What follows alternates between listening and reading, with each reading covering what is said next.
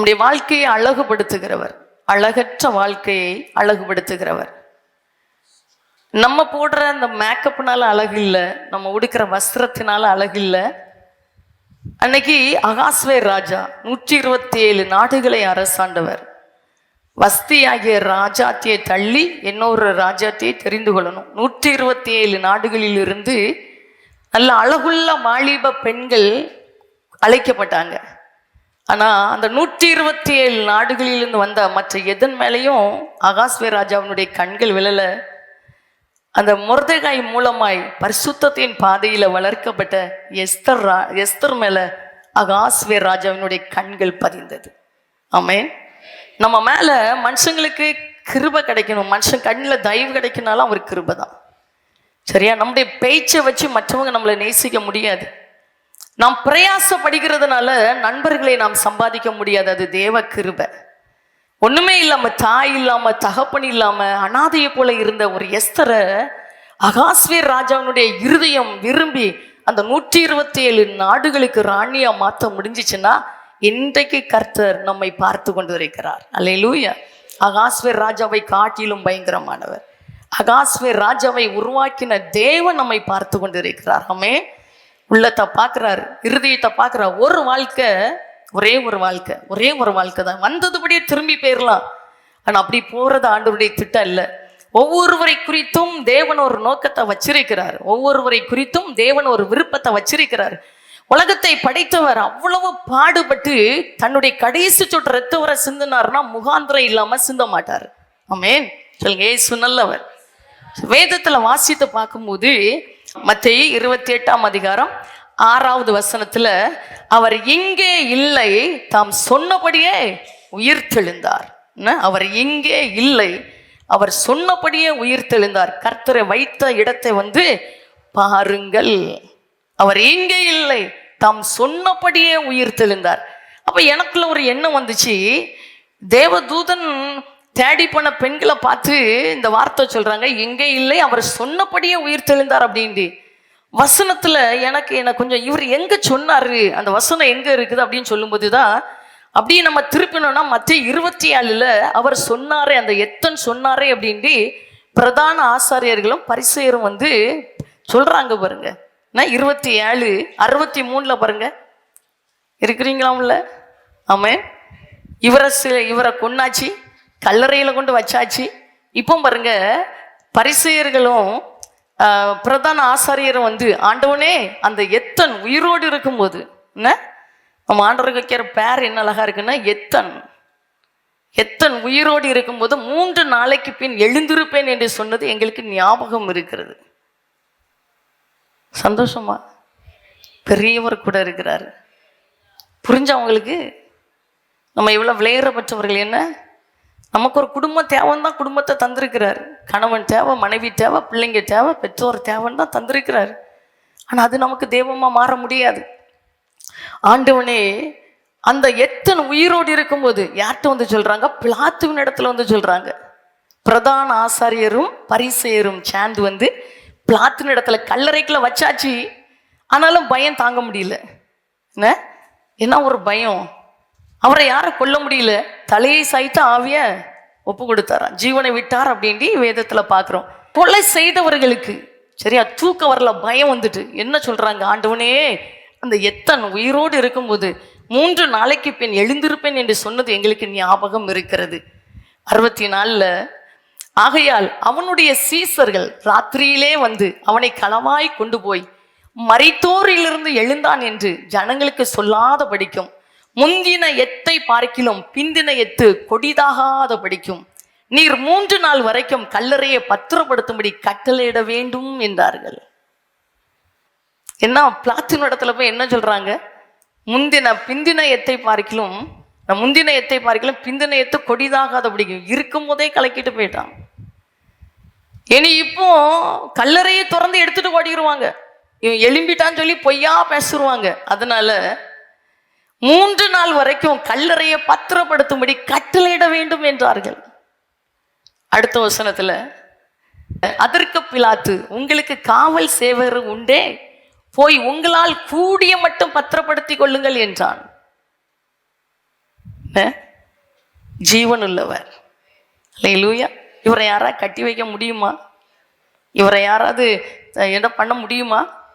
பிலாத்து சொல்றாரு பாருங்க, தேடி போய் கேட்டவங்க கிட்ட சொல்றாரு, அதற்கு பிலாத்து, உங்களுக்கு காவல் சேவகர் உண்டே, போய் உங்களால் கூடிய மட்டும் பத்திரப்படுத்தி கொள்ளுங்கள் என்றான்.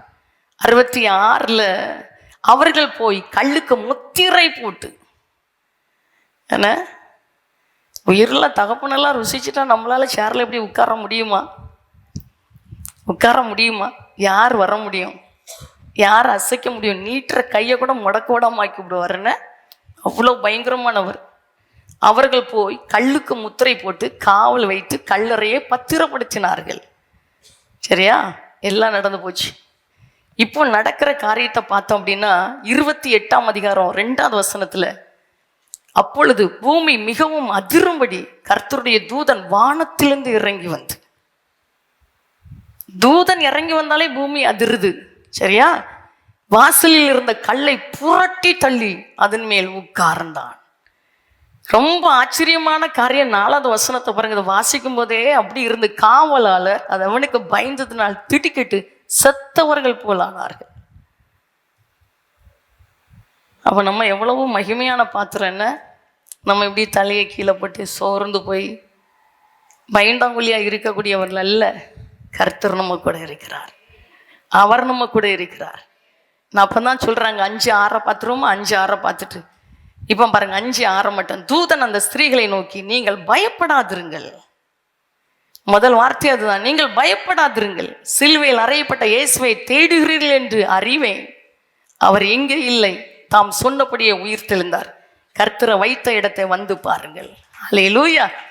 நல்ல சந்தோஷமா கையை தட்டி அல்லேலூயா. சொன்னதை செய்கிறவர். ஆமென். சொன்னதை செய்கிறவர். அல்லேலூயா. பொய் சொல்ல ஒரு மனிதன் அல்ல, மனமாற மனு புத்திரன் அல்ல.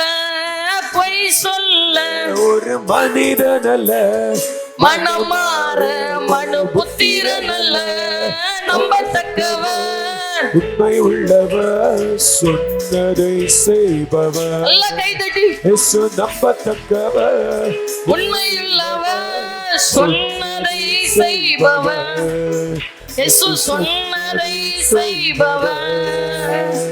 நேற்றும் இன்றும் நாளை என்றும் மாறாதவர், நம்பினோரை என்றும் அவர் கைவிடாதவர். நேற்றும் இன்றும் நாளை என்றும் மாறாதவர், நம்பினோரை என்றும் அவர் கைவிடாதவர். நம்பத்தக்கவர், உண்மையுள்ளவர், சொன்னதை செய்பவர். இயேசு நம்பத்தக்கவர், உண்மை உள்ளவர், சொன்னதை செய்பவர். அல்லேலூயா. சொன்னதை செஞ்சிருவார். ஆமென். அவ்வளவு சர்வ வல்லமை இல்ல ஒரு தேவன்.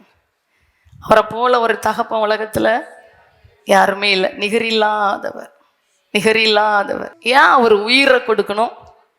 ஏன் உலகத்தை படைத்தவர் உலகத்தை தேடி வந்து ஜீவனை கொடுத்து ஏன் மரணத்தை அவர் ருசி பார்க்கணும்?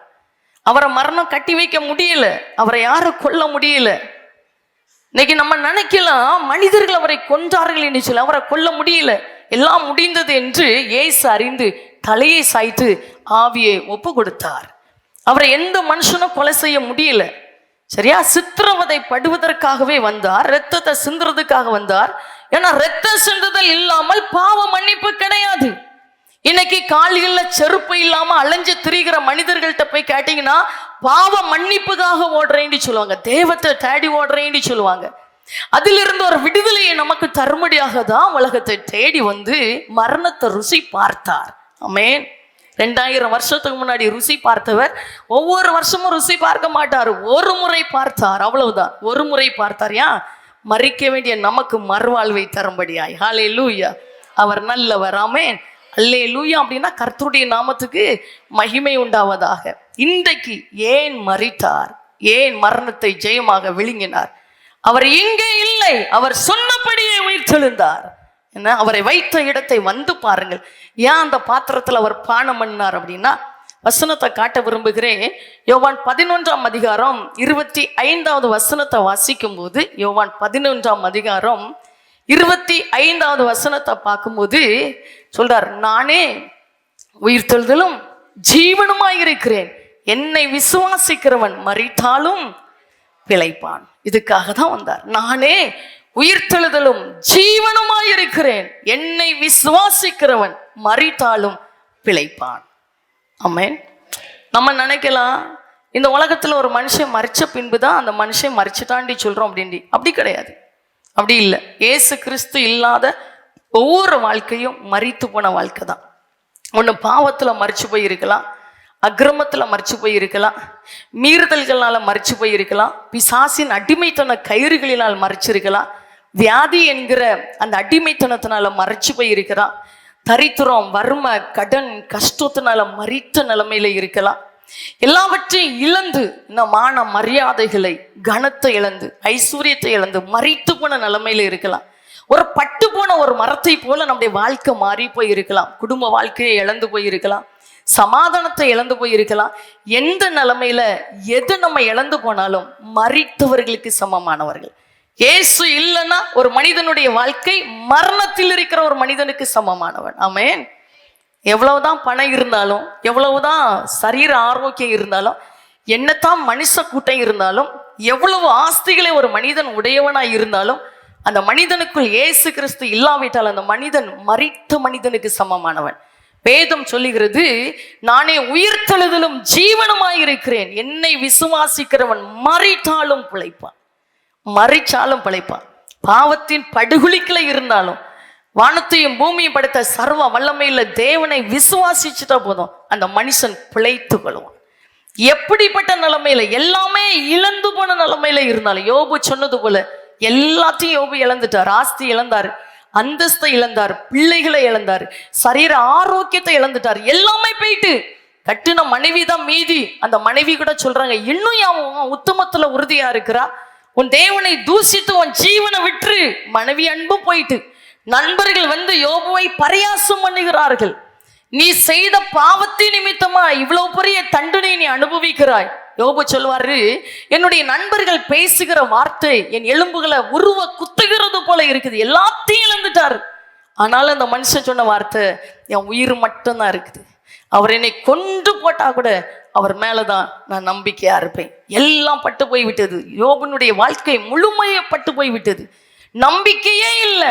ஆனா அந்த பட்டு போன வாழ்க்கையை கூட ஆண்டவர் உயிரடைய வைத்தார் என்று சொன்னால், இன்றைக்கு சொல்லுகிறார், நானே உயிர்த்தெழுதலும் ஜீவனுமாய் இருக்கிறேன், என்னை விசுவாசிக்கிறவன் மரித்தாலும் பிழைப்பான்.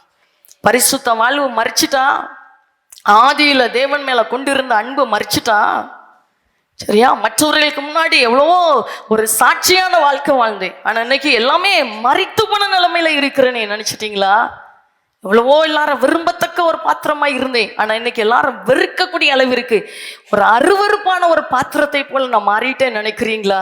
இன்றைக்கு ஆண்டவர் வாய்ப்பை தர்றார். யோசித்து பார்த்தோம்னா, எத்தனையோ பேர் உலகத்தை விட்டு போயிட்டாங்க, எத்தனையோ பரிசுத்தவான்கள் போயிட்டாங்க, எத்தனையோ பலசாலிகள் போயிட்டாங்க, எத்தனையோ திறமையுள்ளவங்க போயிட்டாங்க. நாம் ஜீவனோடு இருக்கிறனா ஆண்டவர் சொல்லுகிறார், உனக்கு நம்பிக்கை உண்டு, உனக்கு நம்பிக்கை உண்டு. நாரி போன வாழ்க்கையை மனவீச வைக்கிறவர். நாரி போனவ, இதுவரைக்கும் நாரி போன வாழ்க்கை தான். என்ன மோசே சொன்னாரு, விபச்சாரத்துல ஒரு ஸ்திரியை கண்டுபிடிச்சிட்டா, கையும் மையுமா கண்டுபிடிச்சா கல்லெறிஞ்சு கொள்ளணும். ஏசுட்ட கூட்டிட்டு வராங்க. அவர் பார்க்குறாரு, தரையில குனிஞ்சிட்டு சொல்றாரு, உங்களில் பாவம் இல்லாதவன் எவனோ முதலாவது இவள் மேல கல்லெறியட்டும். எட்டி பார்க்குறாரு, ஒருத்தரும் இல்லை. இப்போ அந்த ஸ்திரீயை பார்த்து, விபச்சாரி, அந்த ஸ்திரீயை பார்த்து சொல்றாரு, நானும் உன்னை ஆக்கினைகளாக தீர்ப்பதில்லை, நீ போ, இனி பாவம் செய்யாத. வாழ வைக்கிறவர். சொல்லுங்க, வாழ வைக்கிறவர். இதுக்காக தான் மரணத்தை ருசி பார்த்தார், இதுக்காக தான் ருசி பார்த்தார். அதனால தான் சொன்னார், நீதிமான இல்லை, பாவிகளை மனம் திரும்ப அழைக்க வந்தேன். அவர் வந்த நோக்கமே நல்லவங்களுக்காக இல்லை, நல்லவங்களுக்காக இல்லை. நல்லவங்களுக்காக எத்தனை பேர் மறைச்சிடலாம், ஆனா நாம் பாவிகளாய் இருக்கையில் கிறிஸ்து நமக்காக மரித்ததுனாலே தேவன் நம்மேல் வைத்த தமது அன்பை விளங்க பண்ணினார். நம்ம என்ன தருமா சொல்லுவோம்? பாவிண்டி சொல்லுவோம். சீமோன் வீட்டில் ஆண்டவர் பந்தி இருக்கிறாரு.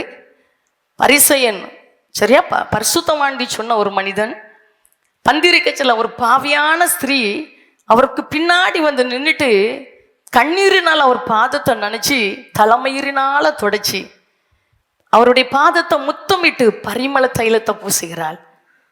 இந்த சீமோன் நினைக்கிறாரு, தன் வீட்டுக்கு ஆண்டவர் இயேசுவை விருந்துக்கு அழைச்சு வந்த மனுஷன் நினைக்கிறாரு, இவர் தீர்க்கதரிசியா இருந்தா தம்ம தொடுகிறவள் இன்னார் என்பதை அறிஞ்சிருப்பாரே. இவ பாவியான ஸ்திரீ அல்லவா, அந்த ஊர்ல இருந்தா பாவியான ஸ்திரீ, ஒரு விபச்சார ஸ்திரீ. ஆனா இந்த நினைவை அறிஞ்சதும் சீமோனை பார்த்து சொல்றாரு, உன் வீட்டுக்கு வந்தேன், என் கால கழுவ கூட நீ தண்ணி தரல, ஆனா நான் வந்த நேரத்துல இருந்து கண்ணீரினால என் பாதத்தை நினைச்சு தலைமயிரினால துடைச்சி அவ பரிமள தைலத்தை முத்தமிட்டு பரிமள தைலத்தை பூசுறா. சீமோனே, நான் உனக்கு சொல்றேன், இவ என்னிடத்துல அதிகம் அன்பு கூர்ந்ததுனால இவ செய்த அநேக பாவங்கள் இவளுக்கு மன்னிக்கப்பட்டுட்டு. ஒரு இடத்துல பந்தி இருந்தா கூட, ஒரு இடத்துல வந்து உட்கார்ந்தா கூட அவருடைய நினைவே எல்லாம், நீ மறிச்சிருக்கிற நீ உயிரோட எழும்ப மாட்டியா, மறிச்சு போயிருக்கிற நீ திரும்ப நண்டையில வர மாட்டியா, இதுக்காக தான் தேடி வந்தார். நம்ம ஒருத்தருக்கு வடிக்கிற கண்ணீர் விலையேற பெற்றது. ஒரு ஆத்துமாவுக்காக நம்ம கண்ணீர் வடிக்கிறோம்னா, உண்மையாய் கண்ணீர் வடிக்கிற ஒவ்வொரு சொட்டு கண்ணீருக்கும் ஆண்டவர் பதில் தருவார். அதான் நம்ம இருதயத்தை எங்கேயோ வச்சுட்டு, நம்முடைய வாழ்க்கையை எங்கேயோ வச்சுட்டு ஜெபிச்சா ஆண்டவர் பதில் தரவே மாட்டார். நம்ம அவருக்கு பிரியமா வாழ்ந்து நம்ம வடிக்கிற ஒவ்வொரு சொட்டு கண்ணீரும் எவ்வளவு பெரிய பயங்கரமான பாவியானாலும் கிறிஸ்துவின் அன்புக்குள்ள இழுத்துரும். வேதம் சொல்லுகிறது, கர்த்தருக்கு காத்திருக்கிறவர்கள் புதுபலன் அடைந்து கல்லுகளை போல செட்டைகளை அடித்து எழும்புகிறார்கள். சும்மா அவரை நேசிக்க முடியாது, நம்ம பலத்துல நேசிக்க முடியாது. கிறிஸ்தவங்க எல்லாம் கிறிஸ்தவங்களா இருக்க முடியாது, புரியுதா? எல்லாரும் வாங்க முடியாது. அவருடைய கண்கள் அவர் மீது அன்பு காட்டுற பிள்ளைங்க மேல இருக்குது. அப்போ அவருடைய பாதத்துல உட்கார்ந்து இருக்கிறோம். அப்படி சிந்தையை அங்கங்க விடாம வார்த்தைகளை கவனிக்கும் போது எல்லா வார்த்தையும் நம்மளை ஆசீர்வதிக்க முடியாது, எல்லா வார்த்தையும் நம்மளை தொட முடியாது. இதுல இருக்கிற ஒவ்வொருவருக்காக கர்த்தர் பேசுவார். ஒரு வார்த்தை வந்துட்டு நினைக்கலாம், தலைகீழ நம்முடைய வாழ்க்கை மாறிடும். பாருங்க, சகைவு, குள்ளமான மனுஷன், வரி வசூல் செய்கிறவன், பாவி, சரியா, பாவி. இப்ப பக்கத்தை பார்த்து சொல்லுங்க, நீதிமாண்டி நினைச்சிட்டு ஏமாந்துடாதுங்க, அவரு கண்ணெல்லாம் பாவி மேலதான். மனம் திரும்ப அவசியம் இல்லாத 99 நீதிமான்களை குறித்து அக்கறை கொள்ளாம மனம் திரும்ப வேண்டிய ஒரே ஒரு பாவிக்காக அலைஞ்சு திரிகிறவர், சரியா? நம்ம நிறைய நேரத்தில் என்ன நினைப்போம், இவங்க கைத்தட்ட வேண்டியதான், இவங்க ஜெபிக்க வேண்டியதான், இவங்க ஜோமன வேண்டியதான் என்ன. அதனால தான் நம்ம வாழ்க்கை இன்னும் ஆசீர்வாதமா மாறல. அவர் கண்ணெல்லாம் என்ன கண் அப்படின்னா, பரிசுத்தவான் மேல இல்லை, பாவி மேல. பாவிகளை நேசிக்கிறார், பாவத்தை வெறுக்கிறார், சரியா? அவ்வளவு பெரியவர், அவ்வளவு நல்ல தகப்பன். சகைவு, இயேசு எப்படிப்பட்டவரோண்டி பார்க்க ஆசை. என் திரும்ப இயேசுவுக்கு பின்னாடி போனா சந்தோஷம். பணம் கொடுக்காத சந்தோஷத்தை அவர் தருவார், சரீர ஆரோக்கியம் கொடுக்காத சந்தோஷத்தை அவர் தருவார். இன்னைக்கு மனுஷங்க நினைக்கிறாங்க, சரீரம் நல்ல திடகார்த்தமா இருந்தா சந்தோஷமா இருக்கலாம், கையில நிறைய பணம் இருந்தா சந்தோஷமா இருக்கலாம், நினைச்சதெல்லாம் நடந்துட்டு இருந்தா சந்தோஷமா இருக்கலாம். அது அற்ப சந்தோஷம், அந்த நேரம் மட்டும்தான் சந்தோஷம். ஆனா ஆண்டவர் சொல்றாரு, இந்த உலகம் கொடுக்கிற இந்த சந்தோஷம் இல்லை, என்னுடைய சந்தோஷத்தை உங்களுக்கு தர்றேன், வைத்து கொண்டு போகிறேன், உங்க இருதயம் கலங்காமலும் பயப்படாமலும் இருப்பதா. அந்த சந்தோஷம் எப்படி தெரியுமா, தண்ணியில விழுந்து தத்தலின இது நீந்துற மாதிரி, சரியா? அவர் தர சந்தோஷத்துக்கு முன்னாடி ஒண்ணுமே கிடையாது. பணத்தை முன்னாடி வச்சாலும் பெருசா தெரியாது, சாப்பாடை முன்னாடி வச்சாலும் பெருசா தெரியாது. எங்க இருக்கிறோம் அவர் கூட நெருங்கி நெருங்கி நெருங்கி வர வர அந்த சந்தோஷத்துல நம்ம எங்க இருக்கிறோம்னு தெரியாது. பரலோகத்துல இருந்தாலும் சரிதான், கீழே இருந்தாலும் சரிதாங்கிற அந்த சந்தோஷம், இன்னும் கண்டுகொள்ள முடியாத சந்தோஷம். அந்த சந்தோஷம் இல்லைன்னா ஒரு நொட்டி கூட நம்மளால என்ன செய்ய முடியாது, வாழவே முடியாது. எதுவுமே நல்லா இருக்கிறீங்க, சந்தோஷமா?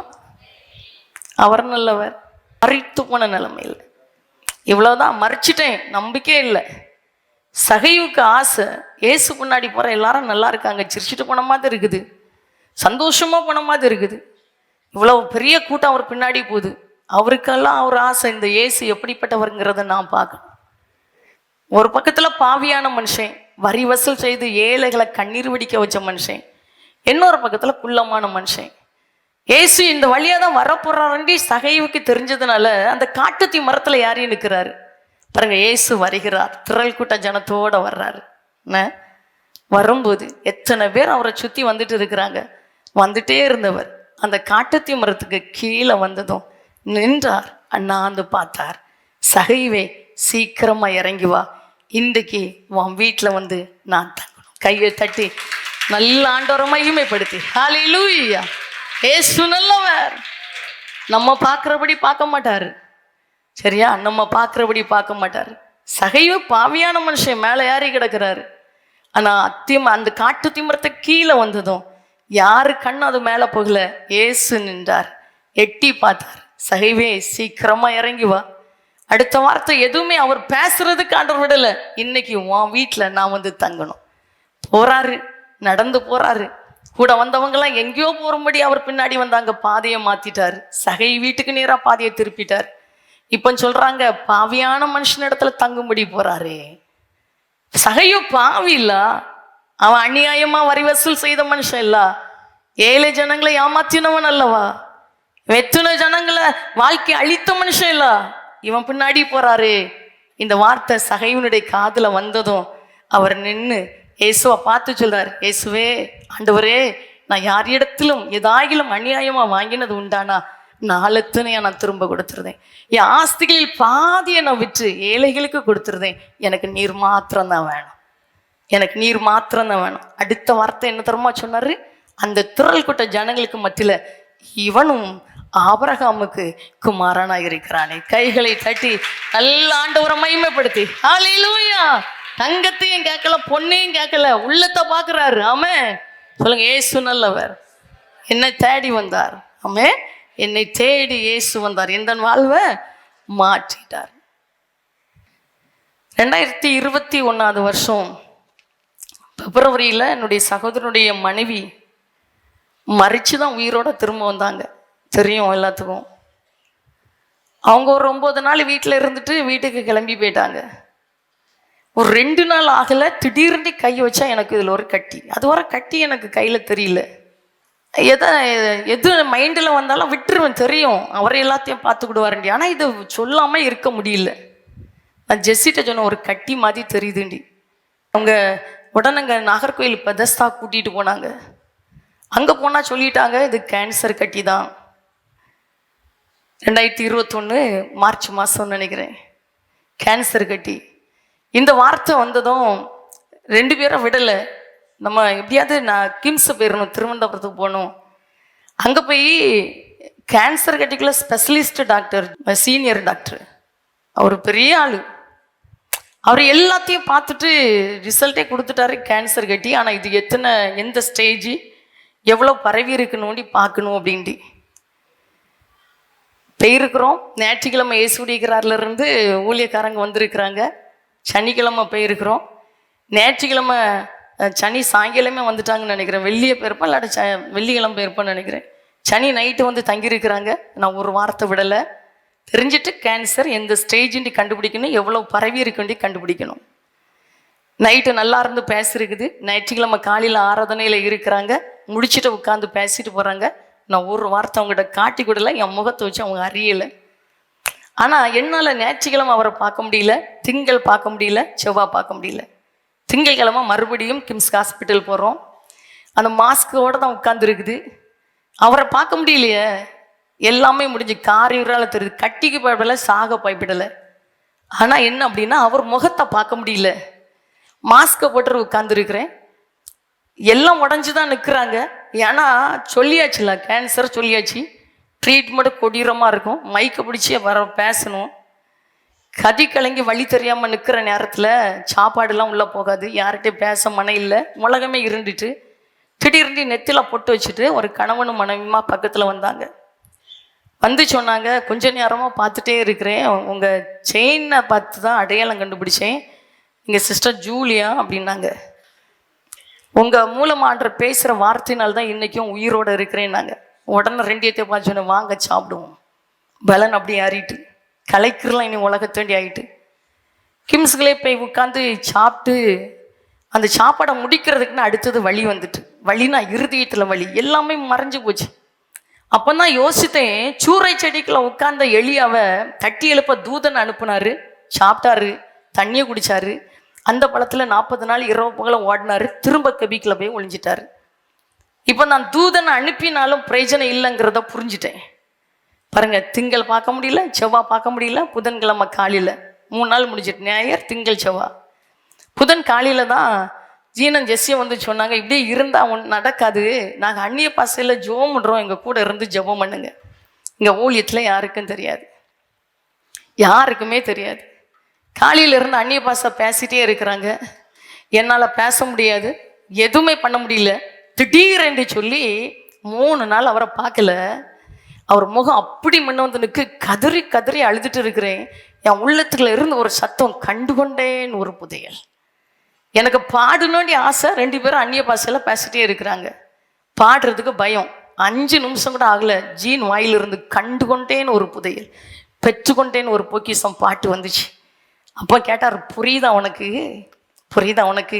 நம்ம சும்மா பாடுவோம், ஆனால் பாட்டினுடைய அருமை வித்தியாசமானது. ஒரு அடி பாடுவோமா? கண்டுகொண்டேன் ஒரு புதையல், பெற்றுக்கொண்டேன் ஒரு பொக்கிஷம். கண்டுகொண்டேன் ஒரு புதையல், பெற்றுக்கொண்டேன் ஒரு பொக்கிஷம். இயேசுதான் என் இரட்சகர்.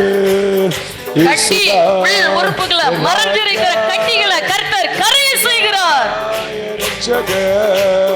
இயேசுதான் என் ராஜா, சர்வ வல்லவர், சொந்தமான சாவை வென்றவர், என் ஜீவனான சர்வ வல்லவர், எஜமான சாவை வென்றவர், என் மனவாளர். திங்கள் எல்லா டெஸ்டும் எடுத்துட்டாங்க. சனிக்கிழமை வர சொன்னாங்க. என்ன டெஸ்ட்டு, இது எத்தனாவது ஸ்டேஜ், எவ்வளோ பரவி இருக்குது, எல்லாம் எடுத்தாச்சு. சனி காலையிலே போகணும். புதன்கிழமை பேசிட்டாரு. அப்போ தான் இந்த இதில் முன்னாடி ஒரு லோகோ பார்க்குறீங்களா, இதை தந்தார். அதுக்கு முன்னே நம்ம லோகோ வேறு. முச்செடி நடுவில் பச்செறிஞ்சில் நெருப்பு மோசைக்கு முன்னாடி அப்படியே காட்டினார். இந்த இடத்துல மையத்தில் அப்படி காட்டுறாரு. நான் அதுதான் ஆண்டவர் காட்டுனதை திருப்பி படமாக வரைஞ்சி கொடுத்து தான் அந்த லோகோவை மாற்றி இந்த லோகோ கொண்டு வந்தது 2021 மார்ச் மாதம். இப்போ வெள்ளிக்கிழமை நைட்டு அப்போ 1 மணி வர ஆராதனை நடக்கும். நான் வந்தேன், ஜெபம் நடந்துட்டு தான் இருந்துச்சு. ஜெஸ்ஸி கீபோர்டு, ஜீனா ஆராதனை. நான் வந்து சேரில் உட்காந்தேன்.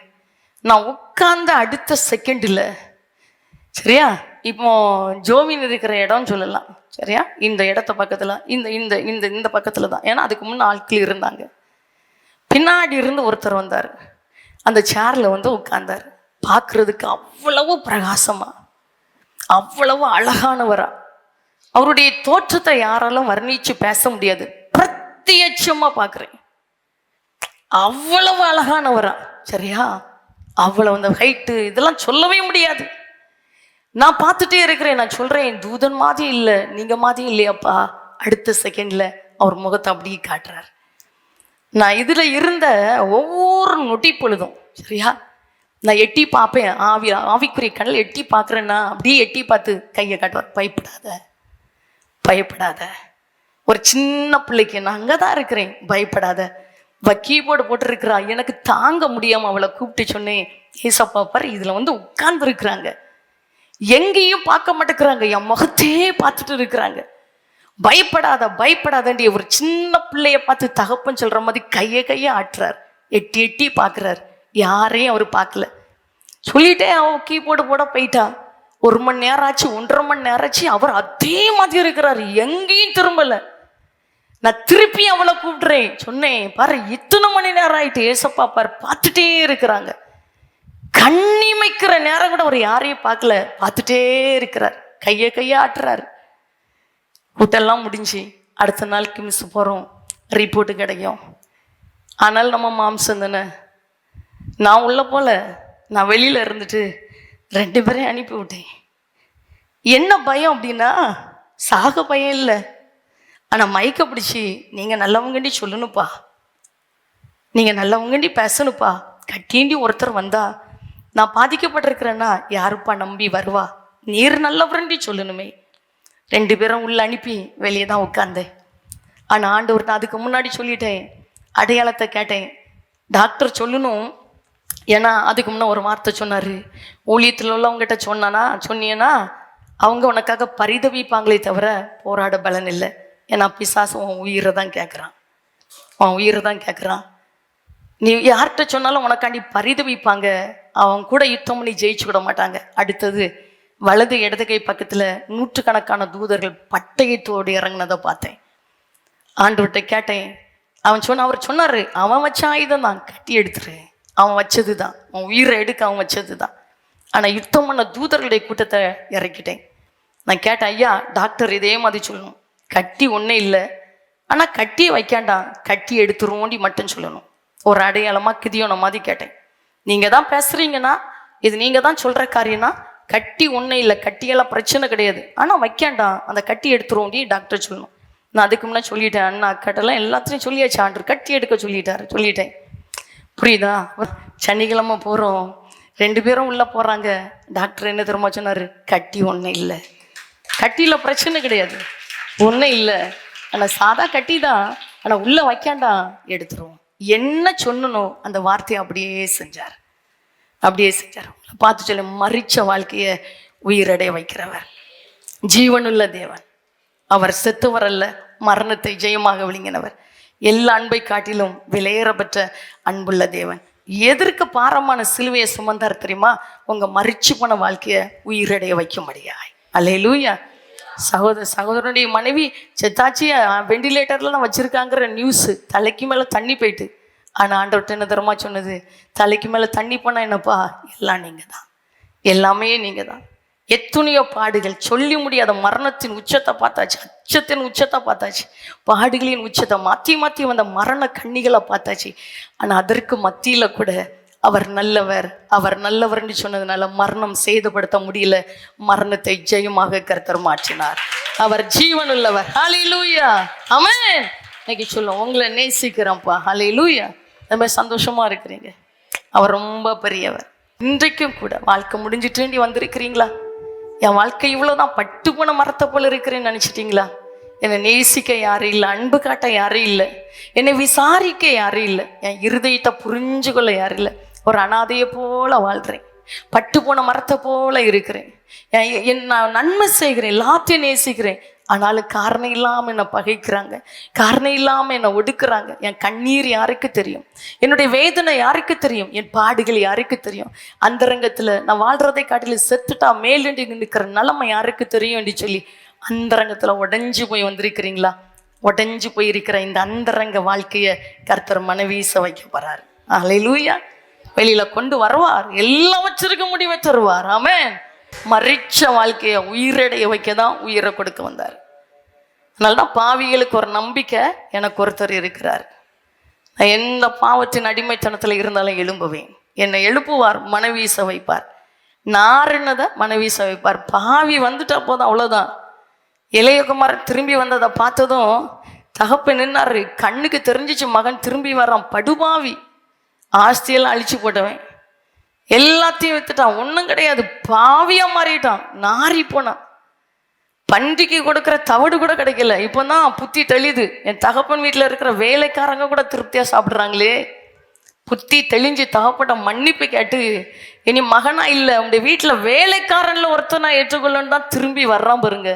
தூரத்தில் வருகிறத தகப்பன் கண்டு, தகப்பன் கண்ணெல்லாம் மறைஞ்சிட்டு, கிட்ட யார் நிற்கிறாங்க, பக்கத்தில் யார் நிற்கிறாங்க தகப்பனுக்கு தெரியல. மகன் தூரத்தில் வர்றதை பார்த்து ஓடினார், அணைத்தார், முத்தமிட்டார். சொல்றாரு, என் பிள்ளை இவன், என் குமரை இவன் மறித்தான், திரும்பவும் உயிர்த்தான். இவன் கைக்கு மோதிரத்தை போடுங்க, இவன் காலுக்கு பாதரட்சை போடுங்க, புது வஸ்திரத்தை அடிங்க, கொளுத்த கண்டுகளை கொண்டு வந்து அடிங்க, ஏன்னா என் பிள்ளை மறிச்சு திரும்ப உயிர்ப்பித்தான். ஹல்லேலூயா. இதான் தகப்பன். இவரை தான் தேடுறோம், இவரை தான் ஆராதிக்கிறோம், இவர் தான் நம்ம கூட இருக்கிறாரு. சாதாரணமானவர் இல்லை. இந்த நாள் விலையேறப்பட்ட நாள். ஏன்? பாவிக்கு நம்பிக்கை கொடுக்கிற நாள், துன்மார்க்கனுக்கு நம்பிக்கை கொடுக்கிற நாள். ஆமே. வாழ்க்கை முடிந்து போன நிலைமையில் இருக்கிறவர்களுக்கு மறுவாழ்வை கொடுக்கிற நாள். எல்லாம் முடிஞ்சு கற்பை செத்துட்டு மறுவாழ்வை தருவார். செத்த கற்பத்தை உயிரடைய வைக்கிறவர். ஆமே. இன்னைக்கு சொல்லும், உங்களை நேசிக்கிறேன்ப்பா, உங்களை நேசிக்கிறேன். 2வது பார்த்தீங்கன்னா ரொம்ப ஷார்ட்டாக போகலாம். யோவான் 1ஆம் அதிகாரம் 12வது வசனம். இதுதான் பெரிய ஆசீர்வாதம். யோவான் 1ஆம் அதிகாரம் 12வது வசனம். அவருடைய நாமத்தின் மேல் விசுவாசம் உள்ளவர்களாய் அவரை ஏற்றுக்கொண்டவர்கள் எத்தனை பேரோ அத்தனை பேர்களும் தேவனுடைய பிள்ளைகளாகும்படி அதிகாரம் கொடுத்தார். ரொம்ப சந்தோஷமா இருக்கிறீங்க.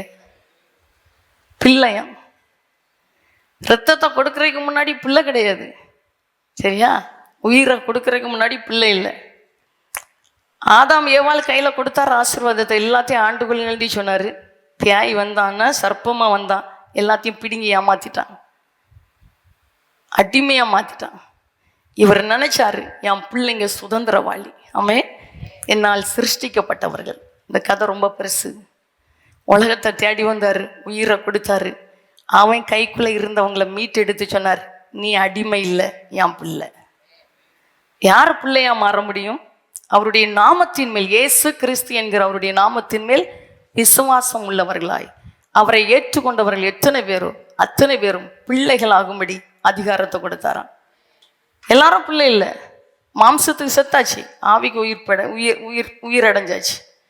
பிள்ளை மாம்சத்துக்கு செத்த, ஆவியில் உயிர் அடைஞ்சிட்டு. என்ன பவுல் அழகா சொல்வார், கிறிஸ்துவோடு கூட சிலுவையில் அறையப்பட்டேன், ஆயினும் பிழைத்திருக்கிறேன். இனி நான் அல்ல, கிறிஸ்துவ எனக்குள் பிழைத்திருக்கிறார். இனி பிசாசுடைய அடிமைத்தனம் எனக்குள்ள இல்லை. அவன் வாழ்ற மாதிரி நான் வாழ முடியாது. அவனுடைய பார்வை என் பார்வை இருக்காது. அவனுடைய நாற்றம் என் நாற்றமா இருக்காது. என்ன ஒருவர் ரத்தத்தை கொடுத்து வாங்கி பிள்ளையா மாத்திட்டாரு, அவர் தான் எனக்குள்ள இருக்கிறார். இனி நான் இல்லை, கிறிஸ்துவ எனக்குள் வாசம் பண்றார். கையை நீட்டு நான் சொல்லணும், பரிசுத்தம் ஐயா. கையை நீட்டும் போது அவருடைய வாசனை வெளிப்படணும், அதுதான் பிள்ளை. எவர்கள் தேவனுடைய ஆவினால் நடத்தப்படுகிறார்களோ அவர்கள் தேவனுடைய புத்திரராய் இருக்கிறார்கள். ரோமர் 8ஆம் அதிகாரத்தில் தெளிவா அப்போஸ்தலனாகிய பவுல் சொல்கிறார், எவர்கள் தேவனுடைய ஆவியினால் நடத்தப்படுகிறார்களோ அவர்கள் தேவனுடைய புத்திரரா இருக்கிறார்கள். சந்தோஷமா? எதன் பேர் ஆசீர்வாதமா இருக்கிறீங்க? பிள்ளை சாதாரணமானது இல்லை. கலாத்தியர்ல அழகான ஒரு வசனம் பாருங்க, கலாத்தியர் 4:7 வசனம் சொன்னா தூங்கிறாதுங்க. கலாத்தியர் 4ஆம் அதிகாரம் 7வது வசனத்தில் அழகான ஒரு வார்த்தை இருக்கு. ஆகையால் இனி நீ அடிமையாயிராமல் புத்திரனாயிருக்கிறாய். என்னைக்கு உயிரை கொடுத்தாரோ அன்னைக்கு ஆசீர்வாதம் மேலே வந்துட்டு, இனி நீ அடிமையாயிராமல் புத்திரனாயிருக்கிறாய். நீ புத்திரனே ஆனால் கிறிஸ்து மூலமாய் தேவனுடைய சுதந்திரனுமாய் இருக்கிறாய். கிறிஸ்து மூலமாய் தேவனுடைய சுதந்திரனுமாய் இருக்கிறாய். அதனால்தான் ரோமர்ல பிள்ளைகளானால் சுதந்திரரும் ஆமை. எப்படிப்பட்ட சுதந்திரமா? கலாத்தியர்ல பாருங்க 4ஆம் அதிகாரம் 28வது வசனத்துல எவ்வளவு பெரிய ஆசீர்வாதத்தை பிள்ளைக்கு வச்சிருக்கிறாரு. சகோதரரே, நாம் ஈசாக்கை போல வாக்குத்தத்தத்து பிள்ளைகளா இருக்கிறோம். கைகளை தட்டி நல்ல ஆண்டவரை மகிமைப்படுத்தி நல்ல சந்தோஷமா ஹல்லேலூயா. சாதாரண பிள்ளை இல்லை, சாதாரணமான பிள்ளை இல்லை. பிள்ளைங்க உலகத்துக்கு அடையாளமா இருக்கணும், சரியா? சொல்லிட்டாரு, உன்னுடைய விசுவாசம் உலகத்தை ஜெயிக்கிற ஜெயம். நீ விசுவாசித்தால் தேவ மகிமைய காண்பாய். பிள்ளை யார் பக்கத்துல போய் உட்காரோம்? தாய் தகப்பன் பக்கத்துல போய் உட்காரும். அடுத்தவங்க பக்கத்துலயே உட்காரோம். பிள்ளைய பார்த்தோன்னு சொல்லுவாங்க, தகப்பன் மூஞ்சி தெரியுது, தாய் மூஞ்சி தெரியுது. அது ஏதாவது சொன்னா சொல்லுவாங்க, தகப்பன் மாதிரி தானே பிள்ளை இருக்கும்னு. ஏன் அந்த தகப்பனுடைய சுவாவங்கள் பிள்ளைக்குள்ள வருது. நமக்கு தெரியாது, உங்களுக்கு தெரியாது. ஆனால் ஒரு முகத்தை பார்த்தோன்னு சொல்லுவாங்க, இந்த சாயல்ல இருக்கிறாங்க, இவங்க பிள்ளையா கேட்பாங்க. அப்படி உலகம் மாம்சத்துக்குரிய வார்த்தை பேசுதுன்னா, நம்மளை உயிரை கொடுத்து வாங்கி வச்சவர் நம்மளை பார்க்கும்போது நம்ம முகத்துல தேவ சாயல் தெரியணும். இதான் பெரிய ஆசீர்வாதம். மரணத்துல இருந்து பாவத்திலிருந்து தூக்கி எடுத்துட்டாரு. இப்ப என்ன முத்திரையை வைக்கிறாரு? நீ பிள்ளை, நீ பிள்ளை. அதிகாரத்தை தந்த, அதிகாரம். வேலைக்காரங்க பிள்ளையா மாற முடியாது, சரியா? பிள்ளை அதிகாரத்தை தந்துட்டாராம். அவருடைய நாமத்தின் மேல் விசுவாசம் உள்ளவர்களாய் அவரை ஏற்றுக்கொண்டவர்கள் எத்தனை பேரோ அத்தனை பேரும் பிள்ளைகள் ஆகும்படி அதிகாரத்தை தந்துட்டார், சரியா? அதான் சகோதரரே, நாம் ஈசாக்கை போல வாக்கு தத்தத்து பிள்ளைகளாக இருக்கிறோம்.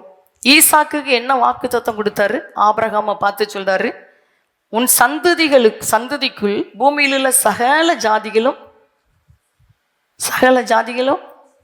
ஆசீர்வதிக்கப்பட்டிருப்பார்கள். ஆதியாகமம் 22 அதிகாரம் நினைக்கிறேன். உன் சந்ததிக்குள் பூமியில் உள்ள சகல ஜாதிகளும் ஆசீர்வதிக்கப்பட்டிருப்பார்கள்.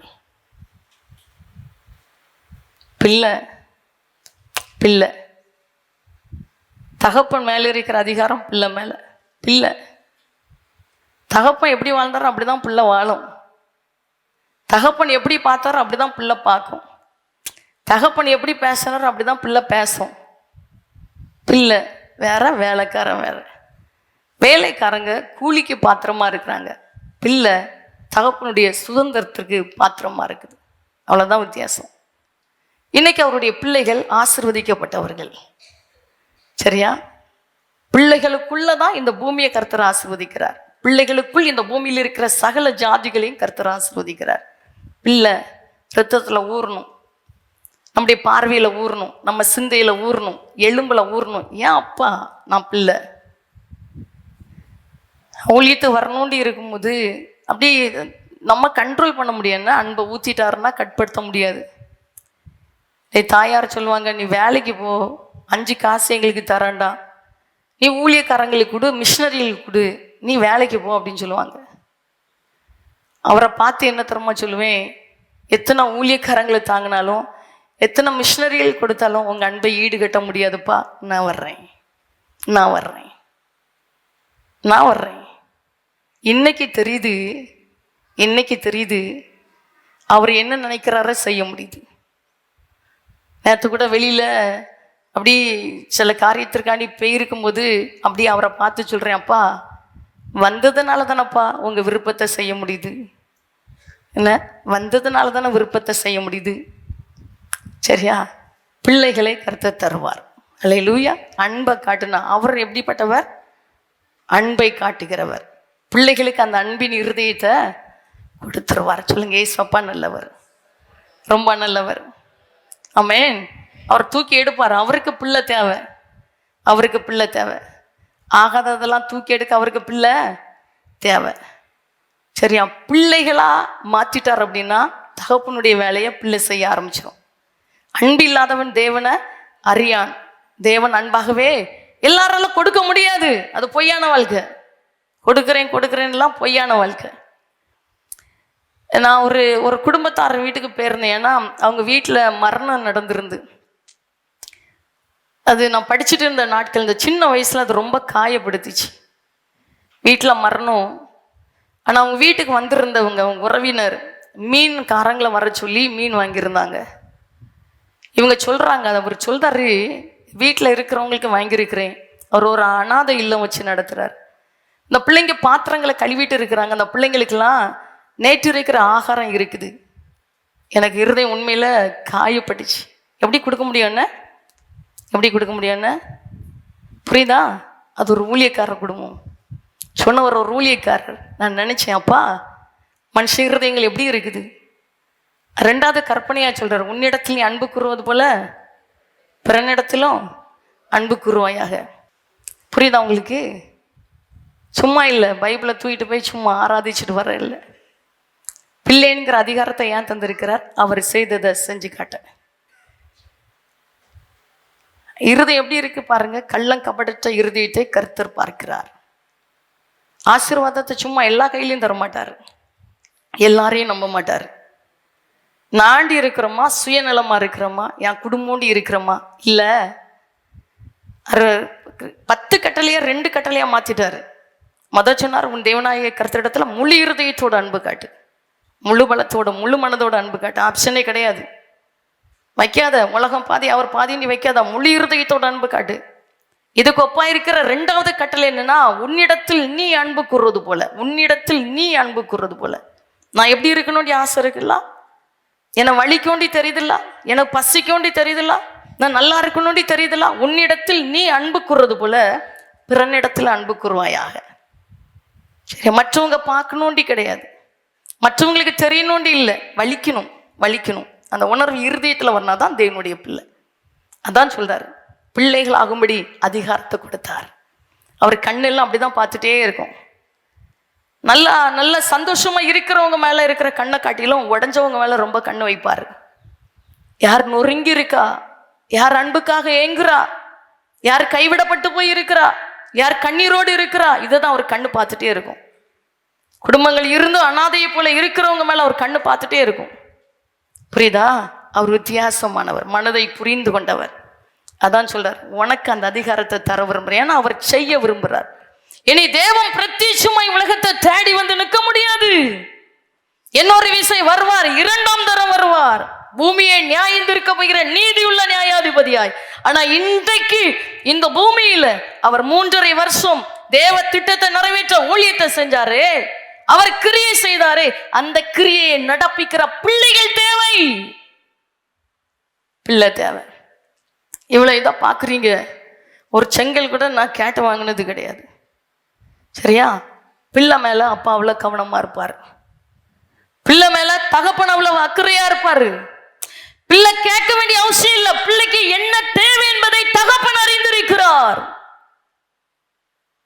சொல்லி கேட்கறது பிள்ளை இல்ல, பிள்ளைக்கு என்ன தேவைங்கிறத அறிந்தவர் தான் தகப்பன்.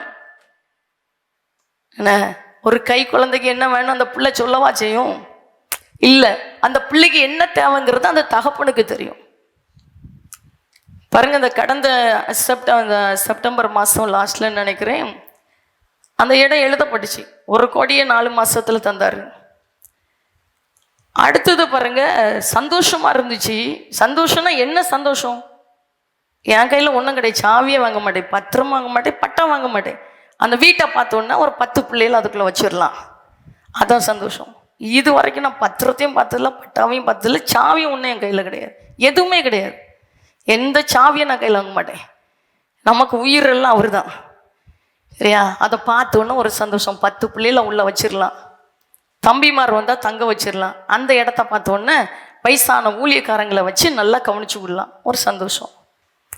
இப்போ அதில் கொஞ்சம் ஏதாவது பண்ணுறதுக்கு அப்படி உள்ளே போகிறாங்க அப்படின்னா அந்த பாதை திறந்து இருந்துச்சு. திறந்ததும் இவங்கெல்லாம் உள்ள நடமாடி இப்படி ஷார்ட்டாக போகணும், இல்லாட்ட ரோட்டை சுற்றி முன்ன போகணும்.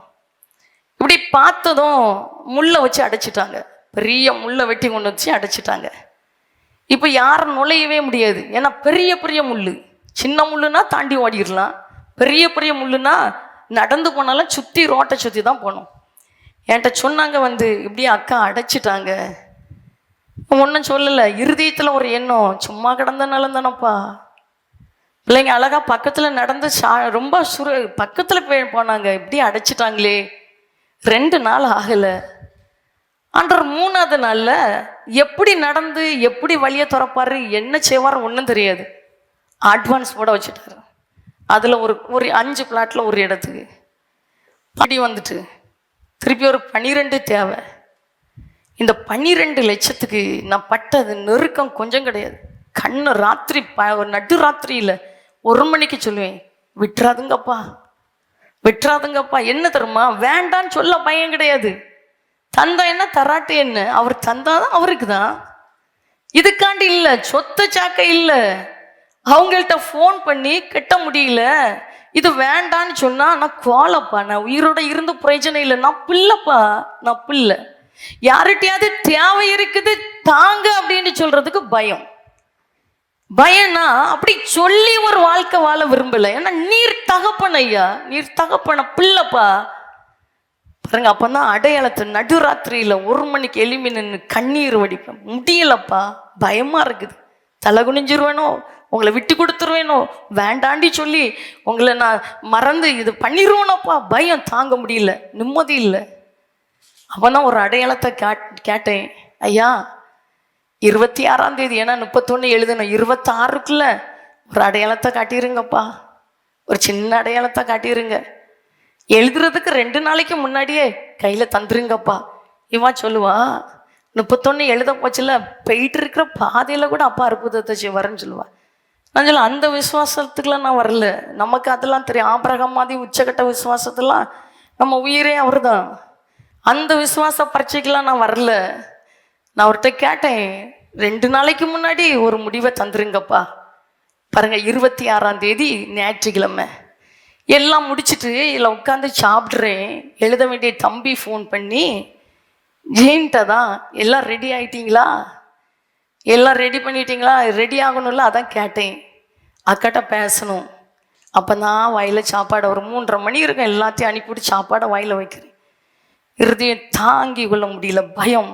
12 லட்சம் ரூபா தேவை, பயம். எனக்கு கேட்டு பழக்கம் இல்லை, கேட்டால் சாகிறது மேல்னு இருக்குது, தேவை இருக்குது சொன்னால் அதை விட செத்துடலாண்டி இருக்குது. வாழமா அப்படி ஒரு ஊழியம் செய்ய வேண்டிய அவசியம் இல்லைன்னு இருக்குது. அவரை விட்டு கொடுக்க மன இல்லை. 26 ராத்திரி ஒரு 11:30 மணி இருக்கும். ஹைதராபாத் ஹாஸ்பிட்டலில் இருந்த ஒரு தாயார் கூப்பிட்டாங்க, ஒரு மெசேஜ் போட்டாங்க. ஒன்றும் ஃபோனே பண்ணல, ஒரு மெசேஜ் போட்டு சொன்னாங்கம்மா, நான் எனக்கு தூக்கமே இல்லை. விட மாட்டாங்க, உனக்கு இன்னும் எவ்வளவு தேவை இருக்குது.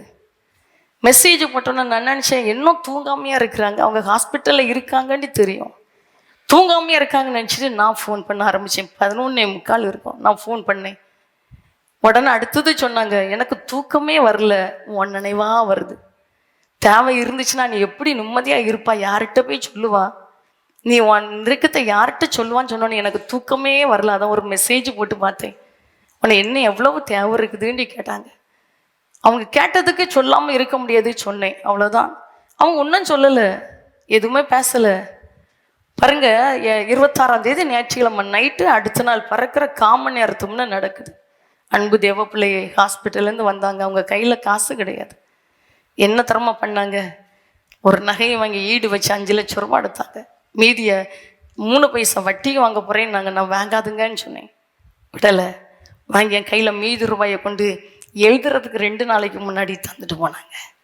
யாராவது கடன் வாங்கி தருவாங்களா? கையில் இருந்தால் தந்துடலாம்.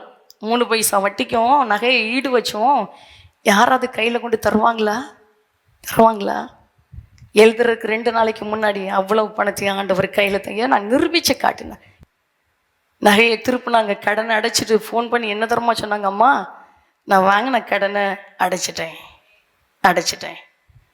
இவர் தான் தெய்வம், இவர் தான் தெய்வம். பிள்ளை தகப்பனுக்கு தேவை, பிள்ளை தேவை. என்ன எவ்வளோ சந்தோஷமாக இருக்கிறீங்க. பிள்ளை வேற, வேலைக்காரன் வேற.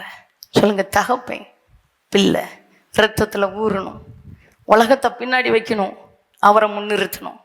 உலக சிநேகம் தேவனுக்கு விரோதமான யாராக இருந்தாலும் சரிதான், எப்படிப்பட்ட நிலைமையில இருந்தாலும் சரிதான், உலகத்தையும் பிரியப்படுத்தி அவரையும் பிரியப்படுத்த முடியாது.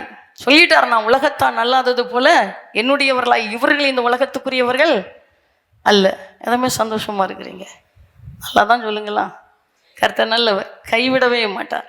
என்னை தேடி இயேசு வந்தா, எந்த வாழ்வை மாற்றி விட்டா. என்னை தேடி இயேசு வந்தா, எந்த வாழ்வை மாற்றி விட்டா. அல்லேலூயா நான் பாடுவேன், அல்லேலூயா நான் பாடுவேன். ஆடி பாடி மகிழ்ந்திடுவேன், நான் ஆடி பாடி துதித்திடுவேன். என்னை தேடி இயேசு வந்தார், எந்த வாழ்வை மாற்றி விட்டார். என்னை தேடி இயேசு வந்தார், எந்த வாழ்வை மாற்றி விட்டார். மகனானே நான் மகளானே, மகனானே நான் மகளானே. அப்பா பிதாவே எங்களுக்கும் உரிமையை எனக்கு தந்தார். அப்பா பிதாவே எங்களுக்கும் உரிமையை எனக்கு தந்தார். சொல்லுங்க, பிள்ளையா மாத்ததான் உயிரை கொடுத்தாரு. சரியா? பிள்ளையா மாத்த உயிரை கொடுத்தாரு. ஒரு தாய் 9 மாசம் வயிறை கொடுக்குறாங்க, கற்பத்தை கொடுக்குறாங்கன்னா, இவர் அப்படி இல்லை. உலகத்தை படித்தவர் உயிரை கொடுத்து பிள்ளையா வாங்கிட்டாரு. இனி நாம் நம்முடையவர்கள் அல்ல, நாம் அவருடையவர்கள். இந்த சிந்தை இருக்கிறவங்களுக்கு குறையே கிடையாது. சொல்றேன், குறையே கிடையாது. அவர் நடத்துவார், அவர் நடத்துவார், அவர் தாங்கி பிடிப்பார். ஆச்சரியமானவர், ஆலோசனை கர்த்தர், மகிமையானவர், வல்லமையானவர். பிள்ளை தகப்பனுடைய பார்வை பிள்ளை மேல. எங்க இருந்தாலும் ஒரு தகப்பனுடைய பார்வை பிள்ளை மேலதான் இருக்கும்னு. இத்தனை பேர் இருக்கட்டுமே, எவ்வளவு பெரிய அதிகாரியா இருக்கட்டுமே, பிள்ளை பிள்ளை பிள்ளை. ஒரு செய்தியை பார்த்தேன், ஈரோடு மாவட்டத்தில். பார்த்தவங்க இருக்கிறீங்களா என்ன தெரியல. ஒரு பெரிய பிஸ்னஸ்மேன், பெரிய வீடாக இருந்துச்சு. ஒரு அழகான ஒரு கிளியை வளர்த்து வந்தாராம். கேட்டிங்களா? கேட்டீங்க? கிளியை வளர்த்து வந்தாராம். ஆப்பிரிக்கன்ல உள்ள ஆப்பிரிக்கன் கிளி. ஒரு அழகான ஒரு பிள்ளை மாதிரி வளர்த்து வந்திருக்கிறார், செல்ல பிள்ளை மாதிரி வளர்த்து வந்திருக்கிறார். அவங்க வீட்டில் கொஞ்சம் வேலைகள் நடந்திருக்குது. அவர் அடைச்சி போட்ட இடத்துல அந்த கிளி என்ன செஞ்சுட்டு பறந்து போயிட்டு 2-3 நாளாக கிளியை காணல. இவர் பெரிய மனுஷன், பெரிய பிஸ்னஸ்காரரு, பெரிய ஆளுதான். கிளியை காணலைனால அந்த 2-3 நாள் சாப்பிடவும் இல்லை, யார்கிட்டையும் பேசவும் இல்லை. இவர் இருதயெல்லாம் துக்கத்தில் எழும்பவும் முடியல. எங்கெல்லாமோ தேடியும் கிளியை காணல. கடைசியில் என்ன தெரியுமா பண்ணாரு? அழகாக அந்த நியூஸில் போட்டு காட்டிருக்காங்க, சின்ன அழகான ஒரு நோட்டீஸ் மாதிரி அடித்து கிளியை காணவில்லை. கிளி படத்தையும் போட்டு எல்லா இடமும் ஒட்டிட்டாரு. ஒரு 2-3 நாள் கழித்து அவருக்கு ஒரு ஃபோன் கால் வந்துச்சு. இப்படி இந்த கிளி இந்த இந்த இந்த இந்த குறிப்பிட்ட இடத்துல இந்த மரத்துக்கு மேலே இருந்ததை பார்த்தேன் அப்படின்ட்டு ஓடிட்டார். நேராக போய் அந்த மரத்துக்கும் கீழே நின்று பார்த்தா இவருக்கு கிளி கீழே நின்று கூப்பிடுறாரு, சத்தம் போட்டு கூப்பிடுறாரு. கிளி வரமாட்டேங்குது. இவர் கூப்பிட்ற சவுண்டெல்லாம் போட்டு காட்டுறாங்க, கிளி வரல. அவர் அந்த கிளியை பாருங்க, அது கூப்பிட கூப்பிட கூப்பிட அது கோபத்தில் நின்ன மாதிரி நிற்குது, வரல. திருப்பி அதில் நின்று கூப்பிடுறாரு, நேராக கீழே போய் நின்று கூப்பிடுறாரு. அது நேராக பறந்து வந்து அவர் பக்கத்தில் நிற்கிறவங்க கிட்ட போல இவர் தோளில் போய் உட்காந்துட்டு. இப்போ அது திரும்பி பறந்துடக்கூடாதுன்னு அவர் கையை பிடிச்சிருக்கிறாரு. ஆனால் அவருக்கு தாங்கி கொள்ள முடியல. அந்த கிளி கிடைச்ச சந்தோஷத்தில் அதை பிடிச்சிட்டு அப்படி ஒரு ஆனந்த இதில் நிற்கிறாரு. அவர் பக்கத்தில் நிற்கிறவங்க அந்த கிளியை பிடிக்க வராங்க, கிளி விட மாட்டேங்குது, அவர் ட்ரெஸ்ஸை விட மாட்டேங்குது, பிடிச்சி வச்சுக்கிட்டு. இப்போ காரில் ஏறிட்டு கிளியை தோளில் வச்சுட்டு சொன்னார், நீ எங்கேயும் போக முடியாது. இதே மாதிரி சொல்கிறாரு, நீ எங்கேயும் நீ போயிட்டல்லா, இனி பிடிச்சிட்டல்லா, எங்கேயும் போக முடியாது. இப்போ சொல்லுங்க, நம்மளை பேய் பிடிச்சான், அப்பா ரத்தத்தை கொடுத்து தேடி கண்டுபிடிச்சிட்டாரு. இப்போ சொல்கிறாரு, நீ எங்கேயுமே போக முடியாது, இல்லை எங்கேயுமே என் பிள்ளை என் பிள்ளை. ஆமே, எவ்வளவு நல்ல தகப்பேன்னா, என் பிள்ளை காயப்பட்ட கரத்துக்குள்ள வச்சிருக்கிறாரு. என்ன நல்ல தகப்பேன். பிள்ளைய பார்த்து சொல்கிறார், உன்னை தொடுகிறவன் அவருடைய கண்மணியை தொடுகிறவன் போலாவான். என் உள்ளம் கைகளில் உன்னை வரைஞ்சி வச்சிருக்கிறேன். நல்ல தகப்பன். அல்லேலூயா. வரைஞ்சி வச்சிருக்கிறார். சொல்லுங்க, வரைஞ்சி வச்சிருக்கிறார். மனுஷன் வரைஞ்சி வைக்கல, அப்பா வரைஞ்சி வச்சிருக்கிறார். காயப்பட்ட கரத்துல நம்மளை வரைஞ்சி வச்சிருக்கிறார். ஆமே, நான் சந்தோஷம். அல்லேலூயா. அற்புதம் நடந்துட்டே இருக்குது, வழியை திறந்துட்டே இருக்கிறார், பிள்ளை தலையை வைத்துட்டே இருக்கிறார். இப்போ இருக்கிறீங்க, உங்கள் நினைவுகளை தகப்பன் பார்த்துட்டே இருக்கிறார். அவருடைய நினைவெல்லாம், என் பிள்ளையை நான் கையில் எடுத்துட்டா என் விருப்பத்தை என் பிள்ளை நிறைவேற்றுமா, என் ஆசையை நிறைவேற்றுமா, என் பிள்ளையை நம்பி கையில் கொடுத்தா என் பிள்ளை என் இருதயம் வாஞ்சி நிறைவேற்றுமா, இதுதான் அவர் துடிக்கிறார். என் பிள்ளையை நம்பி கையில் கொடுக்கலாமா, என் பிள்ளை தலையை வைத்தலாமா, இப்படி தான் அவர் ஏங்குறார். ஏன் தெரியுமா? நிறைய தந்து இந்த பூமியை உங்க மூலமாய் ஆசீர்வதிக்க தகப்பன் விரும்புகிறார். ஆமென். பிள்ளை இருக்கிற இடத்துல அப்பா, அப்பா இருக்கிற இடத்துல பிள்ளை. பிள்ளையும் தனியாக இருக்காது, அப்பாவும் தனியாக இருக்க மாட்டார். இப்பவும் சொல்லுங்க, உட்கார்ந்து இருக்கிற இடத்துல, ஐயா உங்க பிள்ளையா இருக்க உதவி செய்யுங்கப்பா. எந்த இடத்துல யாரோடு உட்கார்ந்து இருந்தாலும் உங்க பிள்ளைய போல உங்க சாயலை காட்டணும்ப்பா. என்னை பார்க்கிறவர்கள் தகப்பனை ஒரிஜினலா எனக்குள்ள பார்க்கணும்ப்பா. இந்த கிருபை என் மேல தாங்கன்னா தகப்பன் தருவார். சரி, முடிக்க போறேன். கடைசியா ஒரு பெரிய ஆசீர்வாதம். ஆமென். வேதத்துல பார்க்குறோம், மனுஷன் உலகம் முழுவதையும் ஆதாயமாக்கினாலும் தன் ஜீவனை நஷ்டப்படுத்தினா லாபம் ஒண்ணுமே இல்லை. தன் ஜீவனுக்கு ஈட மனுஷன் என்னத்தை கொடுப்பான். இதுக்கு எக்ஸாம்பிளுக்கு உங்களை புரிய வைக்கணும்னா ஒரே ஒரு பலாப்பழ கதை தான். நான் நிறைய கதையெல்லாம் யோசித்து பார்ப்போம், ஒன்றும் செட் ஆகலை. ஒரு தாயார், சரியா கதை சொல்கிறேன், கதைனாலும் ரொம்ப கவனமாக கேளுங்க, அர்த்தம் இருக்குது. ஒரு கை குழந்தையை எடுத்துட்டு நிறைய துணியையும் துவைக்கிறதுக்கு ஒரு ஆற்றை தேடி போனாங்க. நிறைய அழுக்கு துணி. பிள்ளைய அந்த ஆற்று பக்கத்தில் இருந்த படியில் வச்சுட்டு கை குழந்தை என்ன பண்ணாங்கன்னா துணியை துவைக்க ஆரம்பிச்சாங்க. நல்லா தண்ணி அழகாக பெருக்கெடுத்து ஓடிட்டு இருக்குது. இப்போ இந்த தாயாருடைய கண்ணு அப்படியே எட்டி தூரத்தில் பார்க்குது. அங்கேருந்து ஒரு அழகான பெரிய பலாப்பழம் மதந்து தண்ணியில் வந்துக்கிட்டே இருக்குது. அந்த தண்ணி ஸ்பீடில் அங்கே இருந்து வந்துக்கிட்டே இருக்குது. கிட்ட வர வர அந்த கண்ணு கவர்ச்சியாக மாறிட்டு ஆசை. இப்போ பிள்ளை மேலே கண்ணு கொஞ்சம் குறைஞ்சி, துணி மேலே கண்ணு கொஞ்சம் குறைஞ்சி, பலாம்பழத்தை கண்ணு பார்க்க ஆரம்பிச்சிட்டு, இந்த குறியெல்லாம் பலாப்பழம் நெருங்க நெருங்க ஆசை தீவிரமாக மாறிட்டு. சில அந்த போட்டியில் இறங்கிட்டா பணத்தை பார்க்காம அடுத்தது என்ன நடக்கும்னு பார்க்காம அந்த ஒரு இதில் நிற்பாங்க. ஒரு ஏலம் விடுறதுலலாம் சில பேரை பார்த்துருக்குறேன். இறங்கிட்டாங்கன்னு நினைக்கலாம், கண்டிப்பாக எடுத்துருந்தா ஆகணும்னு நினைக்கலாம். அது என்னத்தான் சொன்னாலும் அதுக்கு மேலே ஏற்றிட்டே இருப்பாங்களா. இது அதே மாதிரி கண் அப்படி போயிட்டு கிட்ட நெருங்க நெருங்க எப்படி அது பிடிச்சிடணுங்கிற வெறி வந்துட்டு பக்கத்தில் வருது. ரெடி ஆகிட்டாங்க. பிள்ளை கண்ணுக்கு தெரியல, துணி கண்ணுக்கு தெரியல. பழம் அப்படியே வருது, பிடிச்சிடலான்னு நிற்கும்போது பழம் நழுவி போயிட்டு இவங்க வெறி என்ன அடங்கலை. அவ்வளவு ஏக்கத்தோடு பழத்தை பார்த்தவங்க பழத்துக்கு பின்னாடி போய் பழத்தை பிடிச்சே ஆகணும். இப்போ கைப்புள்ள படியில, துணியும் படியில, உள்ள இறங்கிட்டாங்க.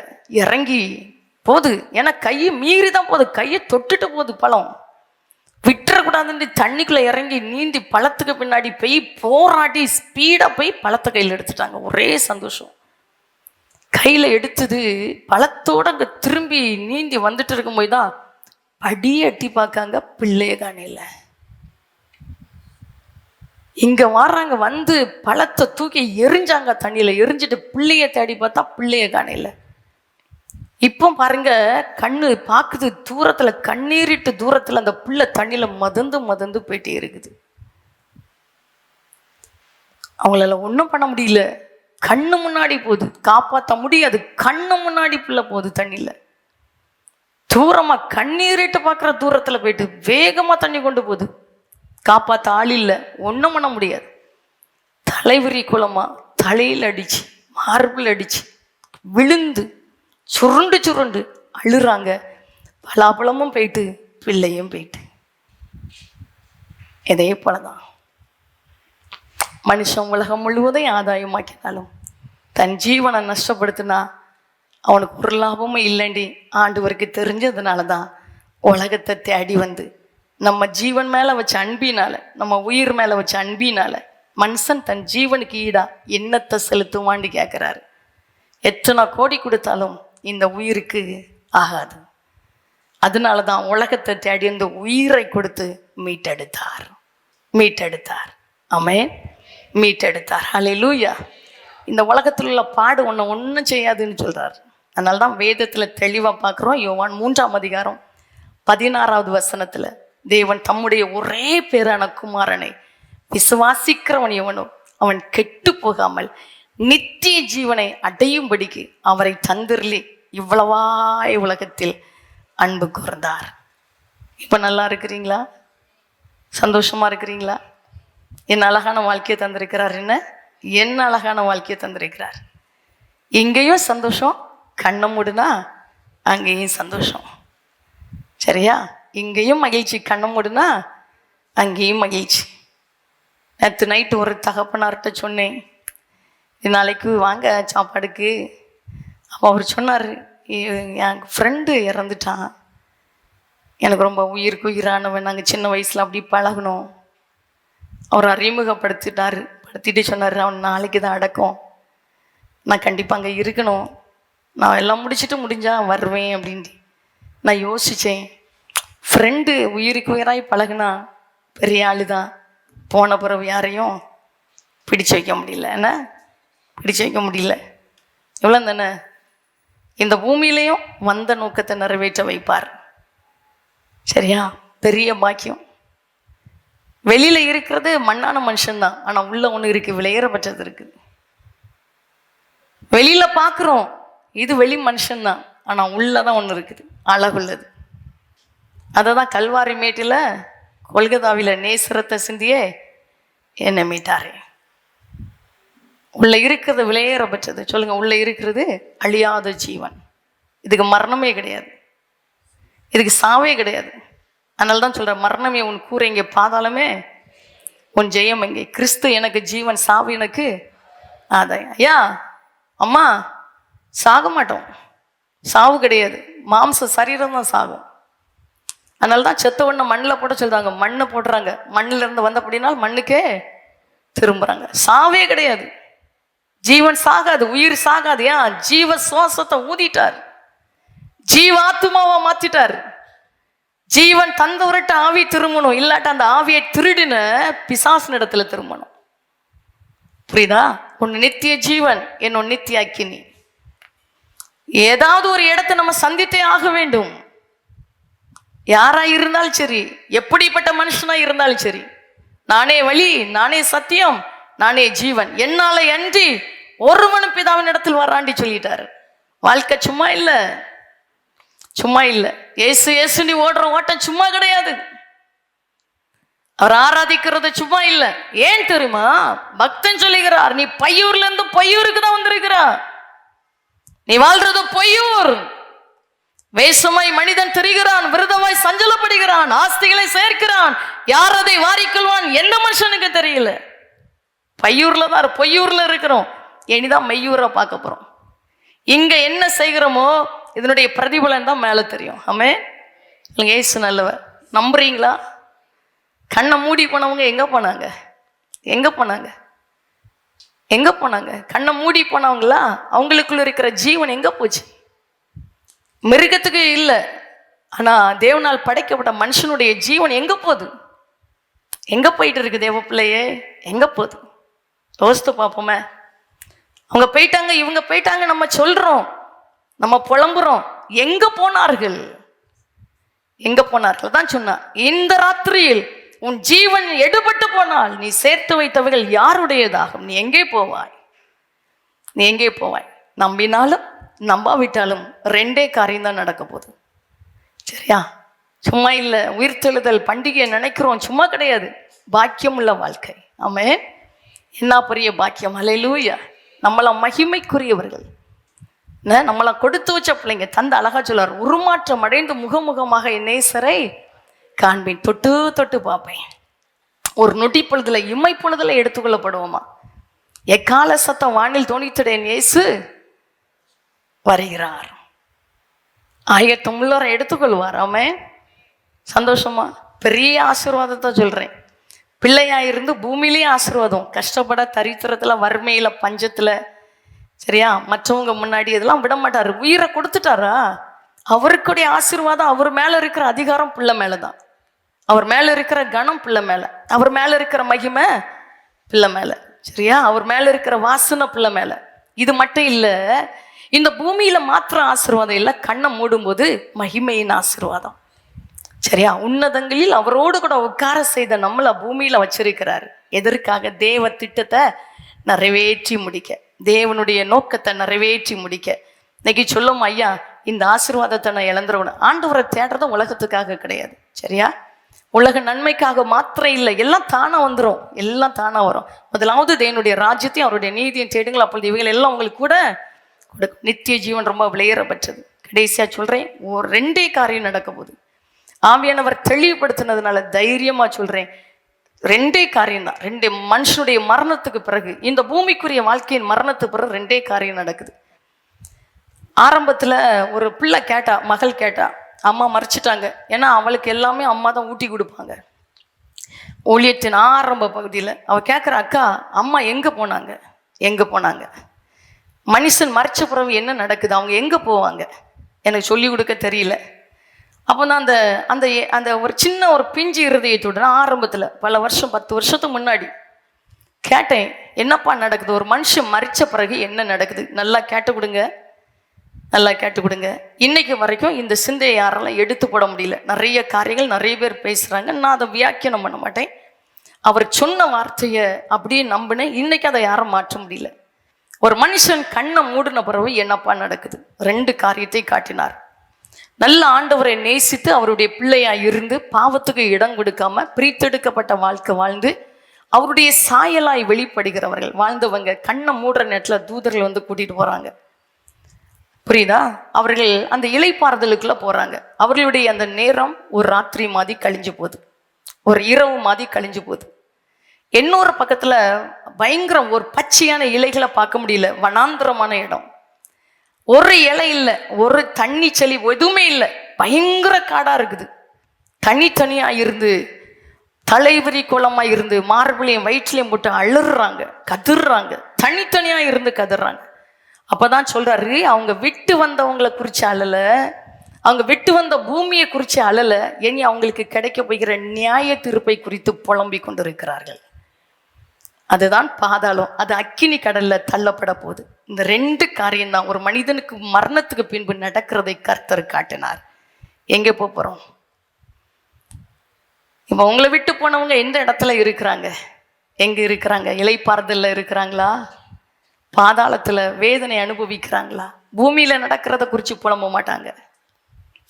பூமியில நடக்கிறத நினைச்சு பரிதபிக்க மாட்டாங்க. இனி அவங்களுக்கு கிடைக்கக்கூடிய அக்கினி கடல், கந்தகம், அக்கினி கந்தகமும் எரிகிற கடலிலே பங்கடைவார்கள். நித்திய அக்கினி. இது நித்திய ஜீவன். 1000 வருஷ ஆட்சி. 1000 வருஷமாய் அவரோடு வாழ்கிற வாழ்க்கை. இந்த வாழ்க்கையை உங்களுக்கு எனக்கும் தரும்படியாக தான் உலகத்தை படைத்தவர் உலகத்தை தேடி வந்து 2 கல்லனுக்கு மத்தியில் ஒரு கல்லனை போல தொங்கி கடைசி சுற்றத்தம் வர கொடுத்து மறித்தேன், ஆனாலும் இந்த சதா காலங்களிலும் உயிரோட கூட இருக்கிறேன் என்று சொன்னார். ஏன்? மரணத்தை ருசிக்க வேண்டிய நமக்கு மறுவாழ்வை தரும்படியா. ஆமென். பாக்கியமுள்ள வாழ்க்கை. இன்னைக்கு சொல்லுமா, ஆசீர்வாதம் போதும்பா. இங்கேயும் ஆசீர்வாதம், அங்கேயும் ஆசீர்வாதம். உங்க முன்னாடி நின்று சொல்கிறேன், அவரை நேசிங்க. இங்கேயும் ஆசீர்வாதம், அங்கேயும் ஆசீர்வாதம். இங்கேயும் நல்லா இருக்கலாம், அங்கேயும் நல்லா இருக்கலாம். இங்கே கண்ணீரோடு வேதனையோடு புலம்பலோடு என்ன பண்ணுவேன் தவிச்சு வாழ விட மாட்டார். இங்கேயும் மன வீசலாம், அங்கேயும் மன வீசலாம். நமக்கு மரணமே இல்லை, மரணமே கிடையாது. நித்திய வாழ்க்கையை தகப்பன் வச்சிருக்கிறார். அதான் தேவன் தம்முடைய ஒரே பேரான குமாரனை விசுவாசிக்கிறவன் எவனோ அவன் கெட்டு போகாமல் நித்திய ஜீவனை அடையும்படிக்கு அவரை தந்திரலி இவ்வளவாய் உலகத்தில் அன்பு கூர்ந்தார். இங்கே கண்ணை மூடுறோம், அங்கே போய் பார்க்குறோம். அவ்வளோதான் ஆசீர்வாதம். சொல்லுங்க, ஆசீர்வாதம். கொடுத்து வச்ச வாழ்க்கை. நான் உருமாற்றம் அடைந்து முகமுகமாக என் நேசரை காண்பேன். தொட்டு தொட்டு பார்ப்பேன். ஒரே ஒரு வாழ்க்கை. தெளிவாக போங்க, அவரை பிடிச்சு கொடுங்க. சரியா? நீங்கள் பார்க்குறவங்க பார்க்க மாட்டார், நம்ம அவருக்கு தேவை. இருதயத்தில் கை வச்சுருங்க, நான் அப்பாவுக்கு தேவை, நான் அவருக்கு தேவை. அவர் கையில் போயிட்டா நான் மன வீசுவேன். அவர் கையில் போயிட்டா நான் ஒளி விளக்காக மாறுவேன். அவர் கையில் போயிட்டா அழகுள்ள பாத்திரமா மாறிடுவேன். அலங்கோலமான வாழ்க்கையை அழகாக மாற்றிடுவார். எளிமினுப்பமாக இருக்கிற இடத்துல அவர் பெரியவர். எல்லாரும் இருக்கிற இடத்துல எளிமை நின்று ஒரே ஒரு வாழ்க்கை. அவருடைய இருதயெல்லாம் ஏங்குது. அவன் வாழ்க்கையில் முழுமை எனக்கு இடம் தர மாட்டியா? முதலாவது அவர் தான். பெஸ்ட் அவருக்கு கொடுங்க, பெஸ்ட் அவருக்கு கொடுங்க. வாழ்க்கையில் பெஸ்ட் அன்பு அவருக்கு கொடுங்க. எல்லாம் நீங்கள் தான் பாண்டி சொல்லுங்க, எல்லாம் நீங்கள் தான்ப்பா. அப்படி கண்களை மூடி உள்ளத்தின் ஆழத்தில் இருந்து கலங்க விட மாட்டார், பரிதபிக்க விட மாட்டார். உன்னை தனிமரமாக மாற்றிடலான்னு சொல்லி பிசாசு எவ்வளவோ போராடுனா, ஆனால் விட்டுருவாரா? விடவே மாட்டார். உன்னை ஒரு அனாதையை போல மாற்றிடலாண்டி பிசாசு எவ்வளவோ போராடுனா, விடுவாரா? விடவே மாட்டார். இன்னைக்கு இருக்கிறத பார்க்க மாட்டார், வருங்காலத்தை பார்க்குறாரு. உங்களை கொண்டு அவர் செய்கிற காரியம் பயங்கரமாக இருக்கும். மனுஷன் நேற்றுள்ளதை பார்ப்பான், இன்னைக்குள்ளதை பார்ப்பான். ஆனால் இவர் சொல்றாரு, இதை பார்க்கல. தாவீதை தெரிந்து கொண்டார், இருதயத்துக்கு ஏற்றவனா கண்டினார்.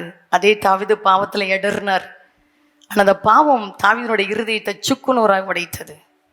ஏன்னா உன்னை குறித்து திட்டத்தை வச்சிருக்கிறேன் தாவீது, நீ இதுக்காக தெரிந்து கொள்ளப்படலை. இந்த பாவத்தை ருசிக்க நீ தெரிந்து கொள்ளப்படலை. இந்த பாவத்தில் விழுந்து கிடக்க நீ தெரிந்து கொள்ளப்படலை. உன்னை என் தேவ திட்டத்தை நிறைவேற்ற தெரிந்து கொண்டேன். எனக்கு சித்தமானதை நீ செய்வாங்கிறதுனால உன்னை தெரிந்து கொண்டேன். அதனால தான் தாவீது துடித்தார். நான் செய்த பாவம் எப்பொழுது எனக்கு முன்பாக இருக்குது, ரட்சணியத்தின் சந்தோஷத்தை இழந்துட்டேன், மறுபடியும் தாராண்டவரே, மறுபடியும் தாரோம். தாவீதை பலப்படுத்தினார், ரட்சணிய சந்தோஷத்தை மறுபடியும் கொடுத்தார். அந்த தாவீதின் வம்சத்துல தான் உலகத்தை மீட்டெடுக்க ரட்சகராய் அவர் பிறந்தார். இன்றைக்கு கர்த்தர் பார்க்கிறார், இந்த உலகத்தை உன் கையில தர விரும்புகிறார். இந்த உலகத்தினுடைய ஆசீர்வாதங்களை கையில தர விரும்புகிறார். ஏன் திரும்ப அந்த உலகத்தை மீட்டெடுக்க நீங்க தேவை, நீங்க தேவை. இத்தனை பேர் இருதயத்தின் ஆழத்துலன்னு சொல்றேன், நம்புங்கப்பா, என்னை முழுமையா தர்றேன், நம்புங்க. என் கையை நம்புங்க, என் வாயை நம்புங்க, என் கண்ணை நம்புங்க, என் வாழ்க்கையை நம்புங்கப்பா. நீங்க தந்திரிக்கிற அந்த சுவாசத்தை நம்புங்கப்பா. எத்தனை பேர் உள்ளத்திலிருந்து சொல்ல முடியும், அந்த பிள்ளைகளை தகப்பன் உற்று கவனிக்கிறார். இந்த நாளில் அர்ப்பணிச்சுட்டு போவோமா, மற்றது தகப்பன் பார்த்து கொள்வார். உள்ளத்தின் ஆழத்தில் தாகத்தோடு சொல்ற பிள்ளைங்களை தகப்பன் கவனிக்கிறார். நான் இருக்கேன்ப்பா, என் பிள்ளைங்களை தர்றதுக்கு நான் இருக்கிறேன்ப்பா. எந்த நிலைமையில இருந்தாலும், எப்படிப்பட்ட வேலையில இருந்தாலும், எந்த தொழிலை செய்து கொண்டு இருந்தாலும், எந்த வாழ்க்கை நான் வாழ்ந்துட்டு இருந்தாலும், நானும் என் குடும்பமே இருக்குதுப்பா, உங்களுடைய உன்னத திட்டத்தை நிறைவேற்ற எங்களை நம்புங்க என்று சொல்லி, நம்பிக்கைக்குரிய பாத்திரமா கையில எடுத்துருங்கப்பான்னு சொல்லி இந்த ஆசீர்வாதத்தை சுதந்திரித்துட்டு கடந்து போலாமா? கர்த்தர் பெரிய காரியத்தை செய்ய போறார், பெரிய காரியத்தை செய்ய போறார். வானத்திலிருந்து ஒரு பிரகாசத்தின் வெளிச்சம் கடந்து வருது. உலக இருளை மாற்றும்படியாய், உலகத்திற்குள் இருக்கிற இருளை மாற்றி வெளிச்சமாய் மாற்றும்படியாய், அந்த வெளிச்சத்தின் பாத்திரமாய் கர்த்தர் வானத்திலிருந்து இறங்கி வருகிற வெளிச்சத்தை உங்க மேல பிரகாசிக்க வைக்க விரும்புகிறார். கோடி நன்றிப்பா, கோடி நன்றி. வாயை திறந்து இயேசுவேண்டி கூப்பிடுங்க. இயேசுவே, இயேசுவே, ஏசப்பா கூடலாம். ஏசையாவின் நாவை தொட்டது போல நாவை தொடுறார். உன் வாயின் வார்த்தை அநேகருடைய காயத்தை ஆற்ற போகுது. உன் வாயிலிருந்து புறப்பட்டு வருகிற வார்த்தைகள் அநேகருடைய இருதயத்தை திறக்க போகுது. அநேக நண்பர்களை சம்பாதித்து தரப்போகிறது. உன் வாயிலிருந்து புறப்பட்டு வருகிற வார்த்தைகள் மூலமா அநேகவர் தொடப்பட போகிறார்கள். வல்லமை இறங்குறத பார்க்கிறேன், அக்கினி இறங்குறத பார்க்கிறேன், நேச தள்ளல் விழுகிறத பார்க்கிறேன். மகிமை கர்த்தர் செய்ய நினைத்ததை செய்து கொண்டிருக்கிறத பார்க்கிறேன். கர்த்தர் பெரியவர், கர்த்தர் பெரியவர். நீ போய் கொண்டிருக்கிற பாதையை பாராது. இந்த பாதை மாறிவிடும். ஒரு இரவு நேரம் கழிகிறதை போல கழிந்து போய்விடும். இந்த சிறையிருப்பு வாழ்க்கையில திருப்பப்படும் போது இது ஒரு செப்பனத்தை போல கழிந்து விடும் என்று ஆவியானவர் சொல்றார். கிருபை இறங்குது, வல்லமை இறங்குது, மகிமை இறங்குது. எல்லாம் வாய் திறந்து இயேசுவேன்னு கூப்பிடுங்க. இயேசுவே. நம்புறார், நம்புறார், நம்புறார், நம்புறார். விதைய போடுறார், வதைய போடுறாரு. அன்பு என்கிற வதைய போடுறாரு. அவருடைய வார்த்தை என்கிற வதைய போடுறாரு. வளர போறீங்க, வளர போறீங்க. அக்கினி இறங்குது, அக்கினி இறங்குது. கட்டு விலகி ஓடுது. சில பேருடைய சரீரம் அப்படியே ஏதோ ஒரு வித்தியாசமான சூழ்நிலையை பார்ப்பீங்க. பயப்படாதுங்க, பயப்படாதுங்க, பயப்படாதுங்க. தலை கறக்கிறது மாதிரி கறக்கும். பயப்படாத. இருள் வெளியேறுது. அக்கினி, அக்கினி அடிமைத்தன ஆவிகள் வெளியேறுகிறது. கட்டி வைத்த பிசாசுடைய வல்லமைகள் வெளியேறுகிறது. பாகாலுடைய வல்லமை வெளியேறுது. உள்ள நிக்காத, வெளியே போண்டி ஒரு சத்த காதுல வருது. போகாத மகனே, போகாத, போகாத. வல்லமை இறங்குறத பாக்குறேன். மகளே, உள்ள இருக்காத, வெளியே போ. சத்தவ காதுல விழுது. உள்ள உன்னால உட்கார நிக்க முடியல. கர்த்தருடைய அக்கினி இறங்குது, இறங்குது. மகிமை, மகிமை, மகிமை, மகிமை. சில சகோதரர்கள் போராடுறீங்க. உள்ள நிக்க முடியல, நிக்க முடியல. காலி சொல்லுது வெளியே போயிரு. ஆனா வெளியில போகாத. அவன் கட்டை உடைக்கிறாரு, கட்டை உடைக்கிறாரு. மரண கட்டு உடையுது.